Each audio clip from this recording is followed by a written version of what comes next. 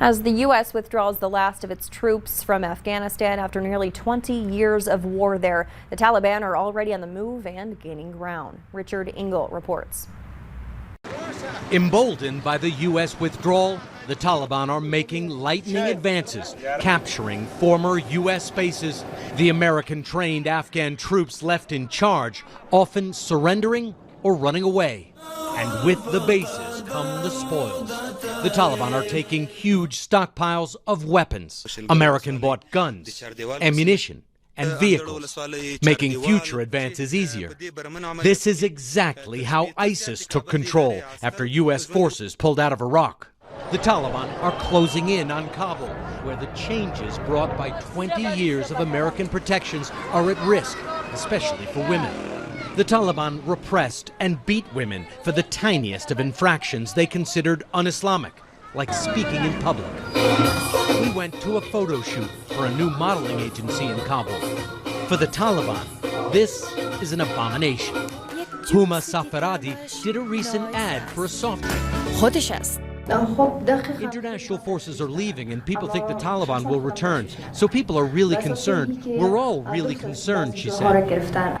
Dina Abid does runway shows. If you went back to your village, which has been taken over by the Taliban, right now, dressed like this, what would happen to you? He will die. Die.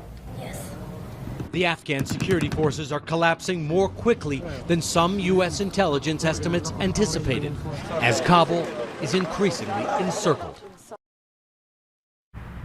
Encouraged and emboldened by the Taliban's advances, multiple Afghan officials say al-Qaeda fighters and ISIS fighters are coming into Afghanistan through Pakistan, the same route al-Qaeda took before 9/11.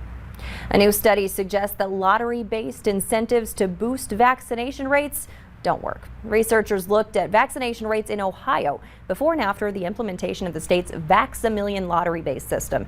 They then used CDC data to compare the rates to other states that did not have vaccine lottery programs. The scientists found the Vax-A-Million did not lead to an increase in COVID vaccinations. The study authors say they hope their findings will lead to a shift to an investment in programs that actually target vaccine hesitancy. The price of common prescription drugs vary widely across hospitals and are much higher than pharmacy costs. Researchers from GoodRx looked at price gaps for a dozen medicines from 16 U.S. hospitals. For example, the pre-discount price of one tablet of generic Zoloft ranged from $57 at one Las Vegas hospital to 50 cents at a West Virginia hospital. Overall, hospitals price generic drugs as much as 6,000% higher than the average pharmacy. Still ahead, what's next for Amazon and its shoppers after the founder and CEO steps down?